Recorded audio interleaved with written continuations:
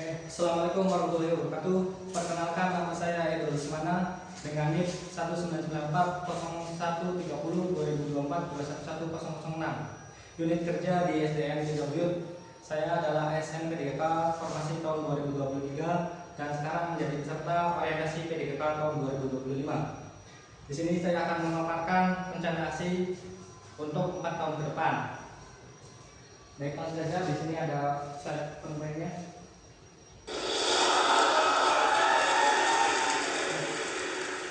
Ini adalah biodata saya yang tadi saya sampaikan.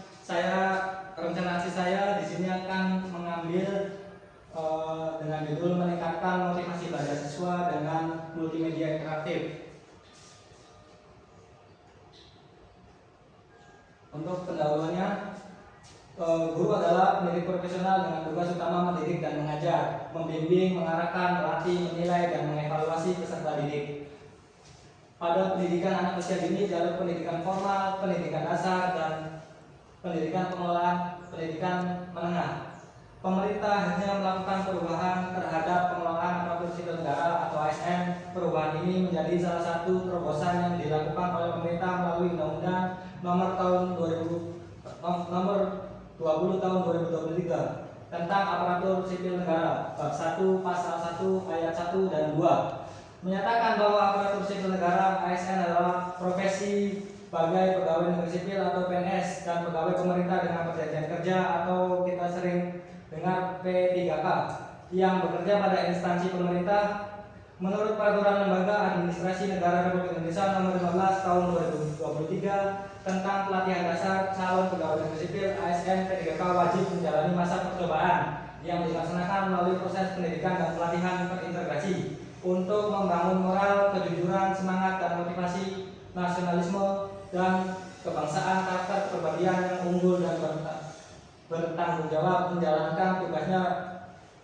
Untuk itu maka diadakannya pembekalan atau orientasi PDGK. Oke, next. Oke, di sini saya mencoba menggali dari rencana aksi saya, yaitu dengan latar belakang guru memiliki peran sebagai pendidik, fasilitator, dan motivator. 2. Adanya motivasi belajar siswa yang menjadi tantangan di SDN Negeri 3 Buyut. Maka dari itu, saya sebagai pendidik mempunyai gagasan atau ide untuk mengembangkan penggunaan teknologi dalam pembelajaran untuk dapat meningkatkan keterlibatan siswa. Dengan cara saya mengambil rencana aksi ini bertujuan untuk meningkatkan motivasi belajar melalui multimedia interaktif berbasis Canva. Untuk disclaimernya, saya menggunakan aplikasi Canva ini karena menurut saya aplikasi ini sangat kompleks banget, sangat bagus banget untuk kita kulik dan gali untuk diimplementasikan dalam proses pembelajaran. Salah satunya yang akan saya buat yaitu interaksi multimedia interaktif dengan menggunakan hyperlink yang ada di dalam Canva. Oke, next. Maksud dan tujuannya adalah mengembangkan metode pembelajaran yang lebih menarik dan efektif. Tujuannya meningkatkan motivasi belajar siswa melalui media interaktif, meningkatkan keterampilan guru dalam penggunaan teknologi, dan mengukur efektivitas multimedia dalam meningkatkan hasil belajar siswa. Oke, next. Rencana strateginya adalah menggunakan Canva untuk membuat media pembelajaran interaktif yang dari awal saya sebutkan, yaitu dengan menggunakan tools yang ada di Canva, yaitu menggunakan tools hyperlink, mengintegrasikan multimedia ke dalam proses pembelajaran, mengadakan evaluasi berkala untuk melihat dampak dan metode baru, dan melakukan pengembangan berkelanjutan dari tahun 2025 sekarang hingga tahun 2029. Oke, next. Nah, metrik rencana kerja saya bisa dilihat Bapak Ibu atau sahabat pendidikan. Di sini ada metrik rencana kerja saya, yaitu pertama ada kegiatan, tujuan kinerja, indikator pencapaian, dan waktu. Nah, perencanaan media interaktif tujuannya adalah membuat materi yang menarik. Jadi kalau saya ingin meningkatkan motivasi belajar siswa, jadi harus ada materi yang menarik. Dengan cara apa? Yaitu dengan cara media yang disajikan dalam pembelajaran itu harus interaktif, seperti itu dalam proses pemikiran saya. Jadi saya mencoba untuk menggabungkan teknologi yang ada di Canva untuk pembelajaran untuk kedepannya. Dan indikator pencapaiannya, Bapak Ibu bisa lihat materi berbasis multimedia tersedia. Jadi tersedianya materi yang dapat diakses oleh siswa kapanpun dan dimanapun. Waktunya itu di Juli 2025 atau ajaran baru di tahun depan. Karena kalau sekarang terlalu mepet menurut saya. Yang kedua, implementasi di kelas, yaitu dengan meningkatkan keterlibatan siswa. Saya harap dengan adanya pembuatan multimedia yang saya buat, siswa dapat terlibat proaktif dalam pembelajaran sehari-hari dan menjadi peningkatan motivasi belajar siswa itu tersendiri. Indikator pencapaiannya adalah peningkatan prestasi siswa. Saya harap dengan motivasi yang meningkat, prestasi siswa juga seiring harus balance, harus meningkat juga. Itu saya rencanakan di Agustus sampai September 2025. 3. Evaluasi efektivitas. Saya akan mengevaluasi hasil dari pengembangan multimedia tersebut di bulan Oktober dengan mengukur dampak media tersebut. Apakah media yang saya terapkan dalam pembelajaran berbasis multimedia ini sangat berdampak atau tidak. Dengan indikator pencapaian yaitu hasil survei analisis peningkatan belajar di Oktober 2025. Kalau rencana itu terlaksana dengan baik dan sejalan dengan apa yang saya tujukan atau apa yang saya inginkan, tercapainya motivasi belajar dan peningkatan prestasi siswa, saya akan lanjut di pengembangan berkelanjutan, yaitu dengan mengimplementasikan di semua mata pelajaran. Kalau pertama saya mungkin akan gali di mata pelajaran IPA terlebih dahulu, dan setelah pembelajaran IPA hasilnya bisa berdampak baik, saya akan lanjut di semua materi. Di sini indikator pencapaiannya adalah siswa bisa belajar kapan saja. Dengan adanya multimedia interaktif, siswa tidak mengenal batasan ruang dan waktu, bisa mengakses dimanapun dan kapanpun. Nanti kita akan bedah contoh hasil multimedia saya di slide berikutnya. Itu waktunya adalah di tahun 2025 dan tahun 2029. Oke, next. Nah, hasil yang diharapkan: 1. Peningkatan motivasi siswa, pembelajaran lebih menarik dan interaktif. Peningkatan kompetensi guru, yaitu guru lebih kreatif dalam pengembangan media pembelajaran. Ketiga, peningkatan hasil belajar, siswa lebih memahami materi dengan cara menyenangkan, seperti itu. Oke, next. Nah, di sini ada contoh karya media pembelajaran interaktif yang sudah saya buat. Nanti salah satunya contohnya ada di sini. Mungkin nanti siswa bisa mengakses dimanapun dan kapanpun dengan cara satu, bisa di sini ada QR code ya. Siswa bisa men-scan QR code ini, atau dengan cara dua, guru bisa membagikan link aktif ke grup WhatsApp. Atau Bapak Ibu sahabat pendidikan juga kalau ingin tahu menggunakan materi yang saya buat, nanti bisa saya cantumkan di deskripsi YouTube saya. Nanti kita bedah. Di sini ada salah satunya adalah fungsi organ tubuh manusia dan hewan.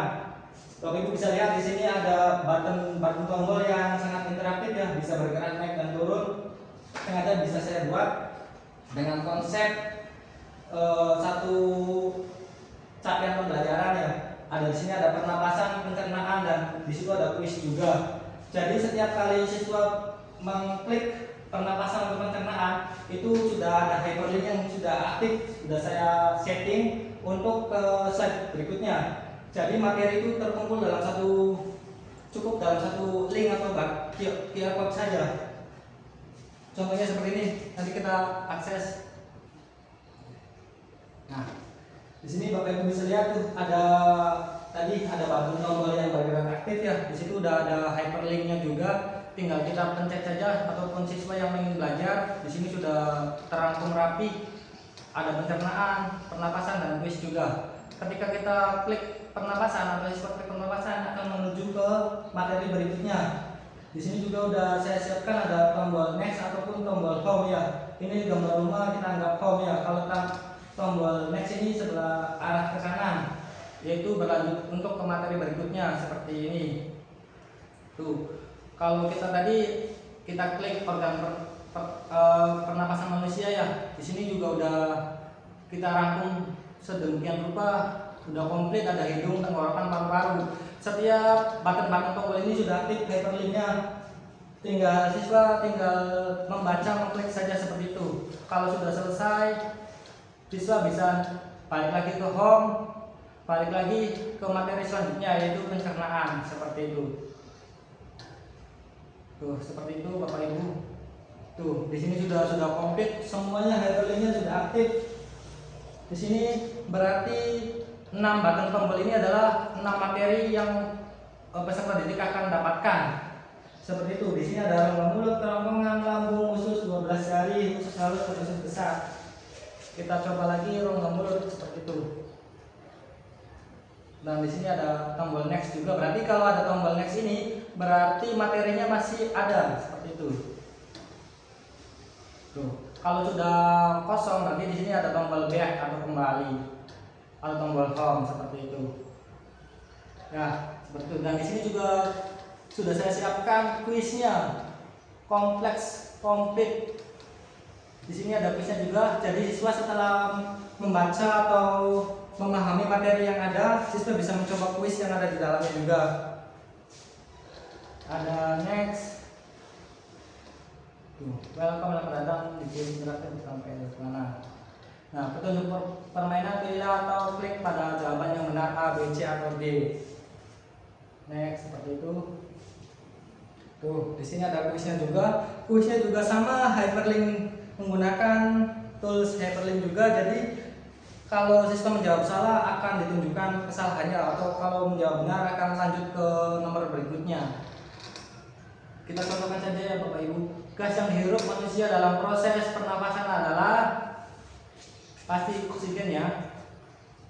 Tuh, kalau jawabannya benar akan muncul seperti notif seperti ini Bapak Ibu. Sangat interaktif sekali. Semoga dengan adanya materi seperti ini, siswa dapat lebih termotivasi belajarnya dan lebih fokus dalam pembelajaran. Kita next. Kalau benar berarti kita lanjut ke nomor berikutnya. Kita contohkan yang salah ya Bapak Ibu. Cacing bernapas menggunakan, misal cacing bernapas menggunakan, kita contohkan yang salah dengan pundi-pundi udara. Tadi jawabannya adalah muncul notifikasi plong. Atau salah, maaf, silakan coba kembali dan tidak bisa lanjut ke soal berikutnya. Seperti itu Bapak Ibu. Jadi siswa tuh bisa selain belajar, dia juga pasti akan senang dengan hal-hal interaktif seperti ini. Jadi kita back, kalau jawabannya salah tetap kembali ke nomor yang salah hingga menemukan jawaban yang benar. Seperti itu. Semoga siswa bisa mengingat lebih jelas atau mengingat kembali detail-detail yang kesalahannya. Menggunakan cacing bernapas menggunakan pasti dengan menggunakan kulit seperti itu. Yeah. Next, sampai hingga soal selanjutnya. Di sini saya sudah buatkan ada 10 soal. Seperti itu. Mungkin itu saja Bapak Ibu yang bisa saya presentasikan untuk rencana aksi saya di orientasi PDGK tahun 2025. Semoga bisa menjadi motivasi guru-guru lain ataupun bisa bermanfaat untuk kita semua sebagai pendidik. Kalau ingin mengakses hasil karya saya, nanti saya cantumkan link kuis ini atau link multimedia ini di YouTube saya di deskripsi. Oke, terima kasih. Wassalamualaikum warahmatullahi wabarakatuh.